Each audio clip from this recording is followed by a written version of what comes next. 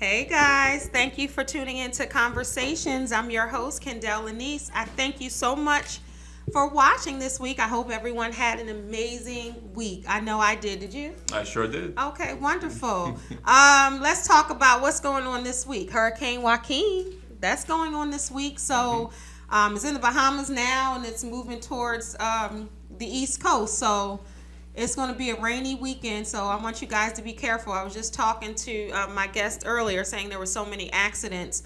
So just be careful. And I also want to talk about my Make It Visual event. It is a vision board and empowerment workshop on October the 17th in Owings Mills, Maryland. So if you're looking to participate, you're looking to have a good time and be motivated and empowered, please get your tickets. You can find the link on my Facebook, Living True Living You dash life coaching. So you can go get your ticket right there. All right. For those of you that have never seen Conversations with Kendell Lenice, I am a life coach. I'm a motivational speaker, and I believe in inspiring others with their stories and their gifts and all of that good stuff. So that's what I use my platform for. So that's what Conversations is all about. If you haven't seen it, you can go to my website, livingtruelivingyou.com, and I have old shows right on there. So under the media tab. So I know you missed some shows, so you can check them out too. I will absolutely check them out. Okay, so you've heard me talking. You see him. This is Nnaemeka Chima, a good friend of mine. He is a realtor. He is a daddy. He is a husband. He's a businessman. He owns his own brokerage. And he's a great all-around person. Thank you. So you're welcome. So welcome to Conversations. Thank you. I appreciate the invitation, and I look forward to this hour of power. All right, hour of power. Okay. So and I thank you for even coming to do my show. Thank you. Okay. All right. So everyone knows, if you've seen the ad, Chima is a real estate broker and a realtor, and we'll get into what the difference is and what roles he plays in both areas. So we're just going to start basic. Tell the people about yourself. Where are you from? What are your hobbies? What do you like to do? Yes. My name is Nnaemeka Chima, like Kendell here said, and thanks again, Kendell, for the invitation, and I really look forward to this discussion that we're about to have, and hopefully, like you said, it's supposed to inspire, help others, find that spark, especially on a day like today where you have it's rainy everywhere. I'm pretty sure with the hurricane headed our way. Like I had texted you earlier, moments like this, most of the time people choose to brood or complain or like feel down. The weather kind of makes you feel down, but I choose to look at it a different way, and I see the weather as an opportunity to contemplate. And that's what it's perfect. A perfect day to do this, to have this show, because the weather, nature kind of gives us that opportunity in different ways, and the opportunity to contemplate is how I choose to see this day. Like you said, my name is Nnaemeka Chima. I'm a real estate broker here in Maryland, in Baltimore to be precise. Our office is in Owings Mills. We have 6 agents that work with Homeset Realty is the name of the office. I started real estate in 1997, so it's been a while. We've gone through the ups and the downs of the market. At some point I started at a small firm, really good firm in the city, Hughes Realty, then moved on to Remax.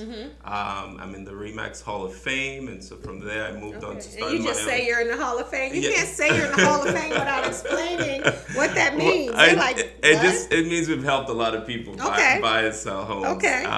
And really it's a passion of mine in terms of helping others to find that dream, the American dream, as it's called.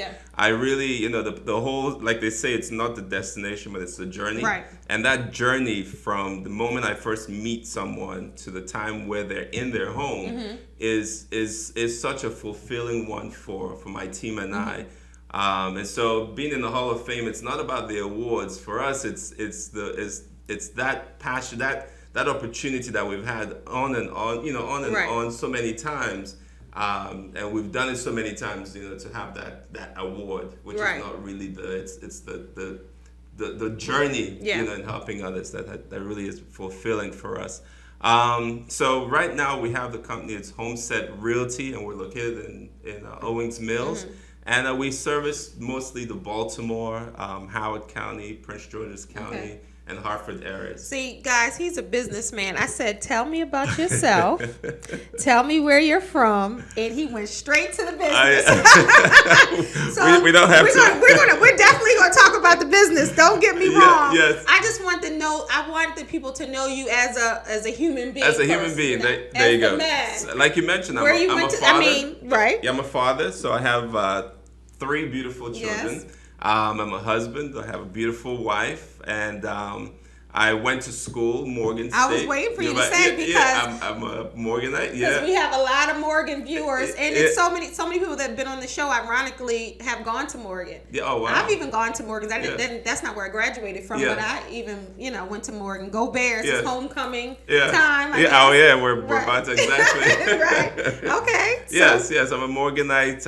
Graduated business management '99. And so that's in short. My hobbies, like you'd ask, I like traveling. I like reading. I like conversations like this, about who we are, where we're from, and what life has in store for us. That's actually a hobby of mine. So I'm people and inspiring people. Yeah, that's a hobby of mine too. It's so funny that you said that. Yeah. So I know you want to talk about real estate, so we'll get right into that. Real estate is big business. How did you get into the real estate industry? Oh, it was for me it was by fluke. I didn't really know that, it wasn't something I said, I'm going to go into real estate. So I was at Morgan, and this was before cell phones, before the cell phone days. Yeah. And so I was attending a lecture at Morgan. It was a business lecture at Morgan. They had some business folks come in. I believe then I was a junior at Morgan. Okay. And I attended this lecture, and I was like the break time before the lecture, and I had to make a call. So I didn't have a cell phone. Not too many of us had cell phones in those days. Especially in college. Now, they weren't as cheap. And we still had booths. We still had phone booths to go to. Right. So I headed to a phone booth to make a call, and as I was making this call, a gentleman walked up to me, and he was also attending the lecture. And it just so happened that his dad owned a real estate firm right, not too far from Morgan. And I interned, so what happened, we got talking, and I said, oh, you know what, I'm looking for an internship. I can come and do your marketing for you guys, and 1 + 1 led to 2, and before you knew it, I interned with them. I went out, a buddy of mine drove me down to Glen Burnie to take my classes. Back then I was still catching rides. Right, in college, right. So I got to Glen Burnie, took my classes, and that was all, she wrote. And then from there, this was back in 97, 96. So that's when you started. That was going to be my next question. 96. So 96. Then by 97, I had my license. And you were still in college at that time? I was still in college at that time. Yeah, I was still in college at that time. So college, I was taking 21 credits and doing real estate. Oh, wow. Yeah, in the last 2 semesters. So, oh, wow. So it was fun. So your name's been circulating for a long time. Yes, actually, yeah. So I got into real estate doing marketing. So marketing has always been my passion, in real estate. Yeah, and you're good at it. You're definitely good at branding yourself. I appreciate that. Your business. So I had at that time the main website was getchima.com. Okay. And I had I think it was 2000, 2001. I had when I was at Remax. I had my truck with my picture on it. Oh, let me tell you, if you've seen any of his cards, his Post-it notes, stuff like this, he has his picture on it. He's good at branding. Yes. Because if they don't remember who you are, they can always look at that and say, "Oh, I remember him." Exactly.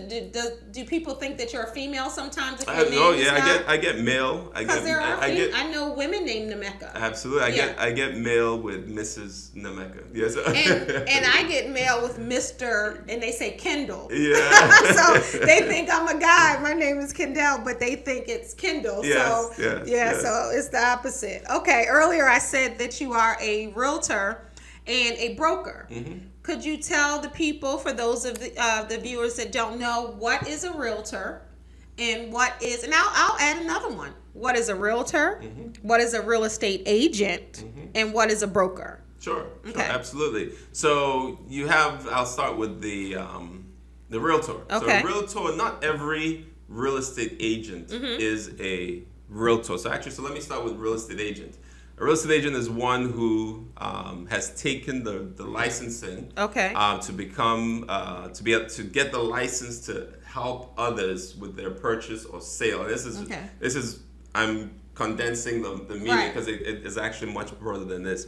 But and I'm focusing also on residential, because you have real estate agents that also focus on specialize in commercial. Okay. So on the residential side, you have a real estate agent who has chosen to make it their career to help others with their real estate transactions. Okay, whether so that's buying or selling the home, and that's a real estate agent. That's a real estate agent. Okay, Yes, now a realtor. So now a realtor is one who goes and joins a board that the name of the board. Well, they have different ones. Well, in Maryland. In Maryland and Baltimore, it's Greater Baltimore Board of Realtors. Yeah. Then you have in Prince George's County, Hartford County, Howard County.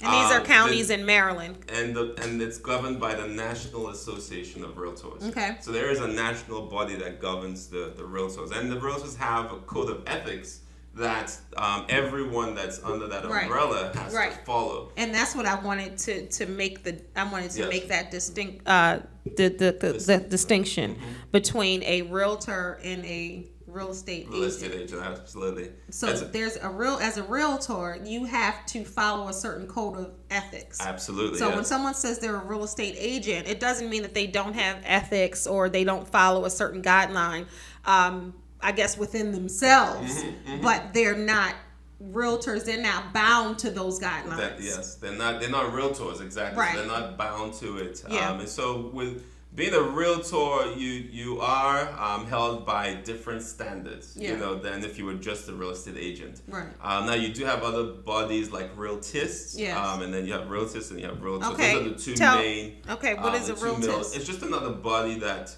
has its own code of ethics that others, so you can either join a realtist association or a realtor association in the state. If you want to be a member, an actual practicing real estate agent in the state of Maryland, you have to join a body. So you have to either join the realtists or the realtors. Yes, so that you in Maryland. Exactly. And check with your states if you're not watching. If you're watching and you're not in Maryland, check with your state if you're interested in becoming a realtor, or if you're interested in choosing a realtor, because that would and then we're going to talk about broker, and then I'm going to get back to that. Absolutely. So what is a broker? Because you're a realtor and a broker. Yes. So what is a broker? So a broker is one who is I'll just say is responsible for the office in the sense. So you can have a managing broker that's actually, so the managing broker is the one who's responsible for the office that other real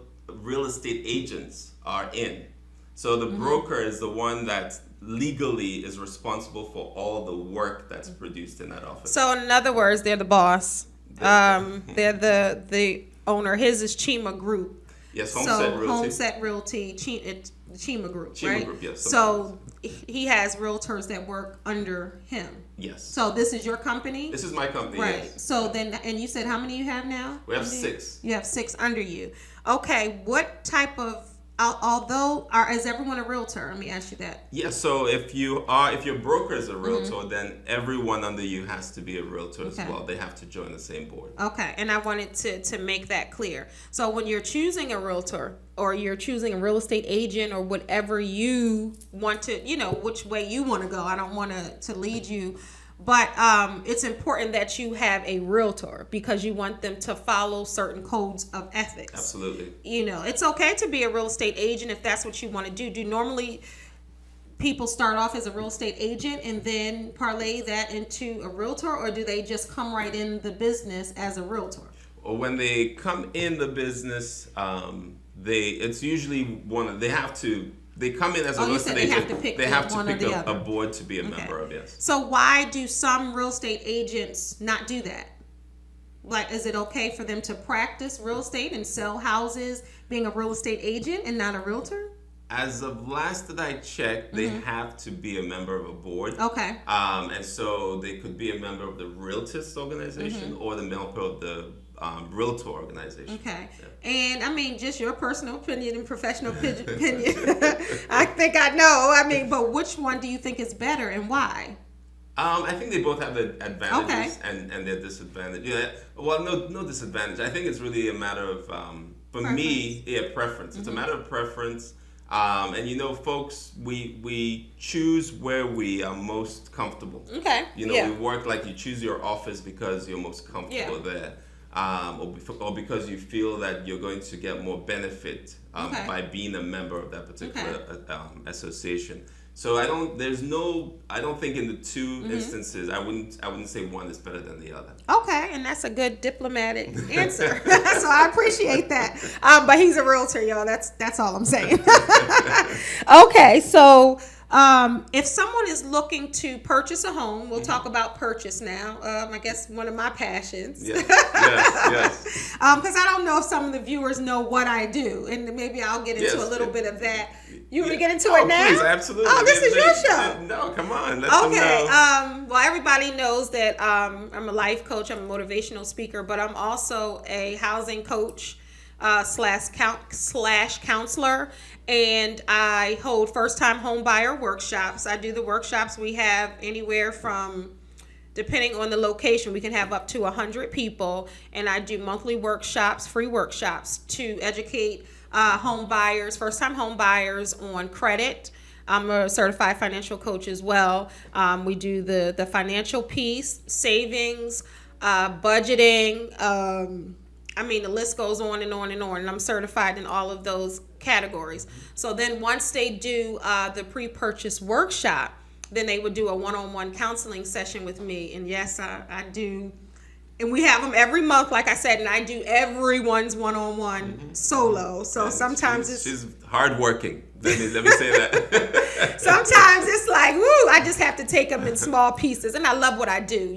My main goal is to truly help people and educate people. And that's really my passion. I always tell my class, if I've taught you something new prior to you coming in here, then I've done my job. So I do the one-on-one counseling, and that's when it's obviously one-on-one session where I speak to a solo person or a husband or wife, and I go into their packet and their budget and their income and their bank statement and all of their private information to kind of see what's right for them. So I do a lot of life coaching in there, as well as financial coaching, budget coaching, savings coaching, and then sometimes marriage counseling. I'm not certified in marriage counseling. I can do marriage coaching though.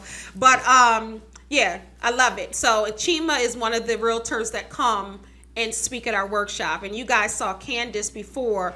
She was talking about some other issues and different things pertaining to her life, but she's also one of the realtors too. An excellent realtor. Yeah, she is. I've known her for a while. Yeah, because you sold her house, right? I did.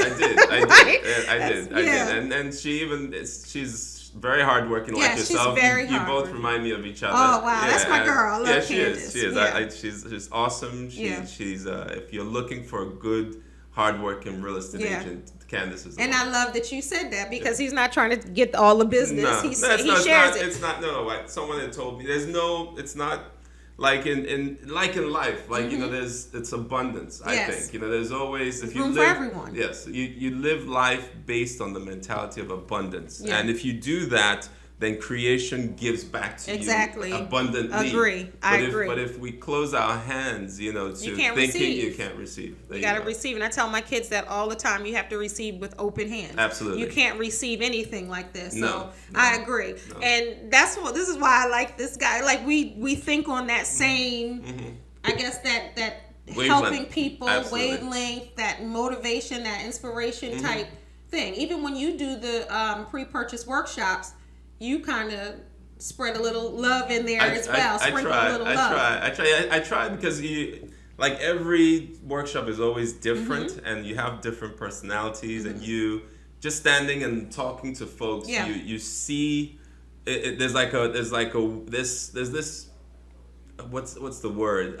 You feel what's emanating. Yes, you do. You feel the energy from the crowd, and real estate is such, like you talked about how you counsel and you marriage counseling, etc. In this real estate arena. If I had a reality camera, like a reality show, and they came into my office, it would be probably the number one show on cable. Absolutely. Like, it's really, because when you do the counseling and when you work with the client, I close the door, and whatever's in that office, it stays in that office. And I can't help but to give all of me in doing that. So in the workshop, they get a lot of motivational speaking, life coaching wrapped into the education. And it's so funny when you're dealing with people, like, they don't know what to expect. Imagine you're getting off work, you've been at work all day, then you have to come do a workshop in the evening. We do some of them in the day as well. But just imagine, you're already tired, you're already exhausted. Some people are defeated from the day.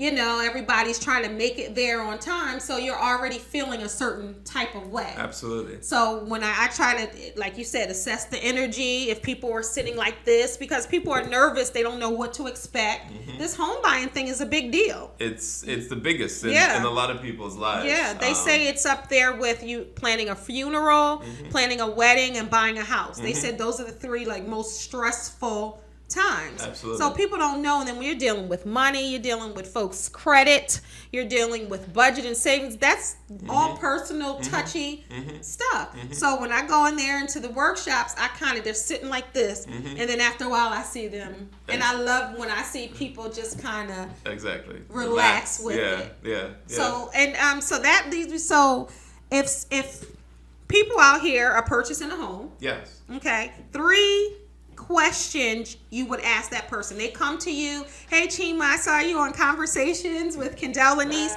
and I want you to be my realtor. What are the 3 questions that you would ask them initially?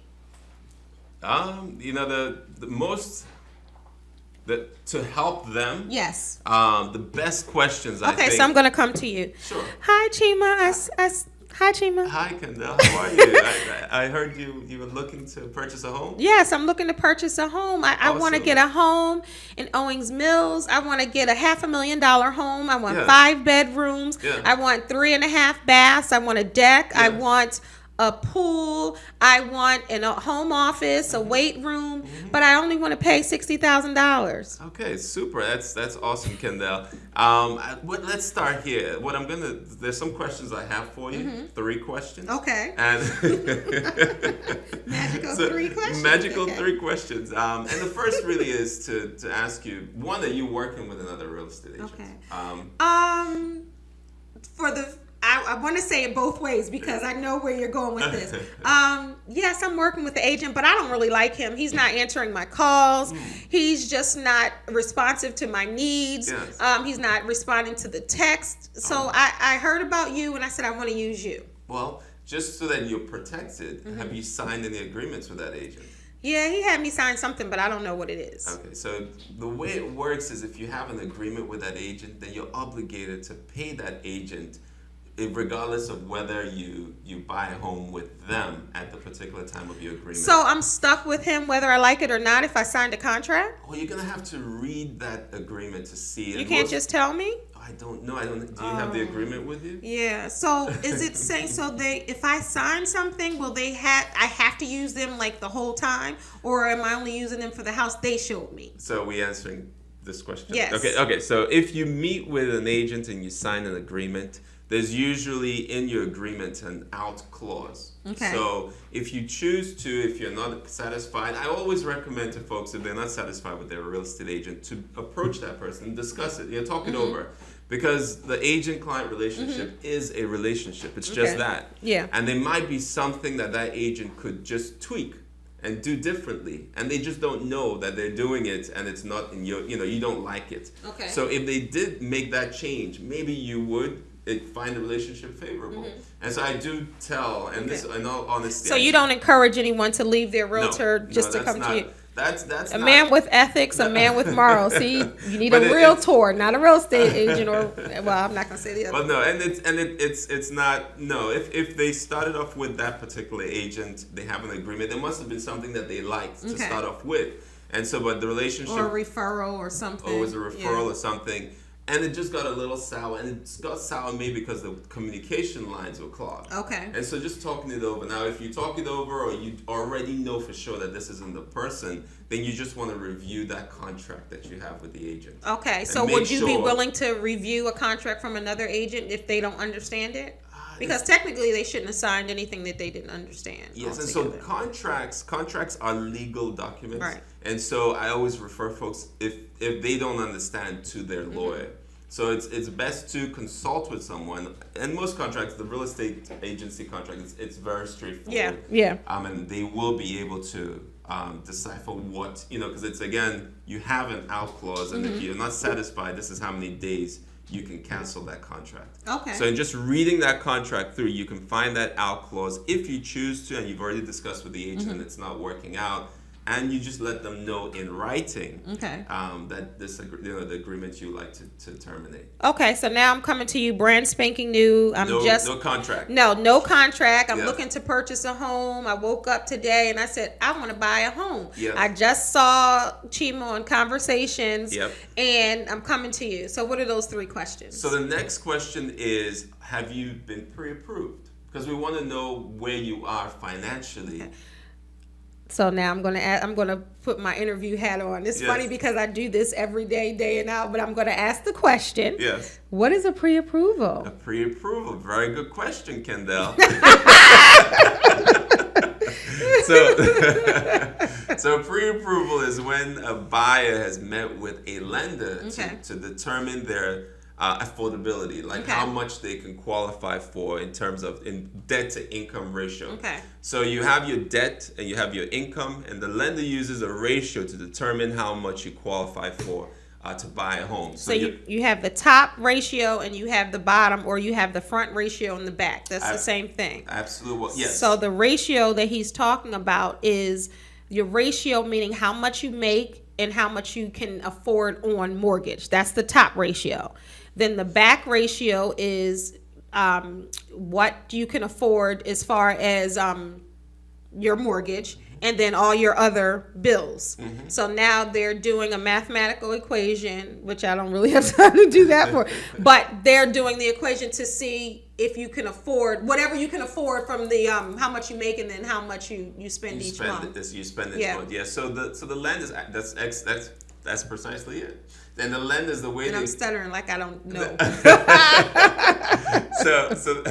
So the ratio, what they do use is like you can use about a third of your monthly income is how much the lender will give you for your mortgage.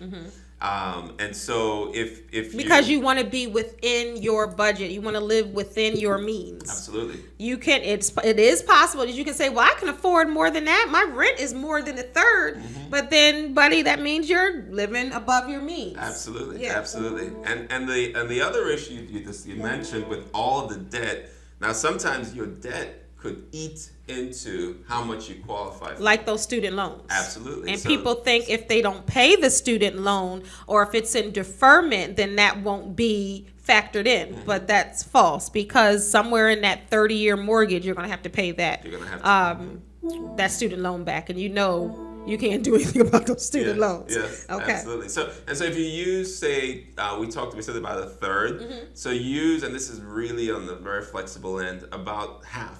So if you say half of your income, your monthly income goes to all your debt. Again, that's on the high end. Yeah. Because usually it's about 41%. Yeah. So about 41% of your monthly income goes towards all your debt, and that's what the lender, including that mortgage payment, including the mortgage payment. So if you subtract all your debt, and the debt is what's on your credit report, because that's what the lender is going to use. So insurance is not on your credit report, so they don't use that. And I'm glad that you brought that up, because when I counsel and when I do the coaching for the budget and the savings. That's funny that you said that. And I mean, people, if you're approved and the lender approves you for a certain amount, say for instance, they approve you for $300,000. You know darn well you can't afford $300,000. That's above your means, because what the lender is looking at is, like Chima said, all the installments, like personal loans.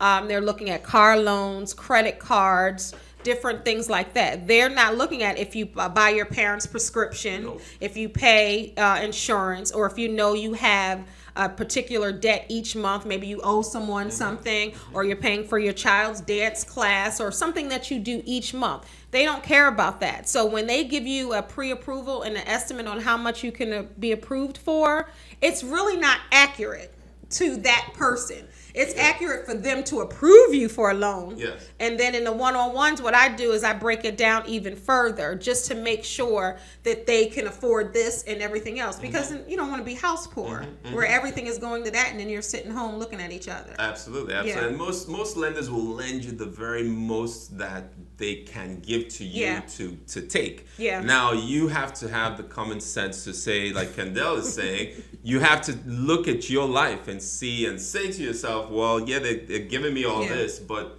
I can really only qualify, for this, right? Yeah. So even though yes, you qualify for $300,000, you have to assess, and that's what got us into the problems that we were in, a few years ago. Yeah. And so if we can all start to because everyone was living above their means. They used to do something called no doc loans, where they would say, okay, you're a teacher. Okay, you're a teacher in Baltimore. Okay, well, the average amount of what a teacher makes in Baltimore is this. You don't have to bring any pay stubs, bank statements. We'll approve you based on what you're saying. Absolutely. And so many people were getting into these, like I was joking earlier, but like $500,000 houses, $300,000 houses, when they technically should have only been in $150,000 houses. Absolutely. So hence the foreclosure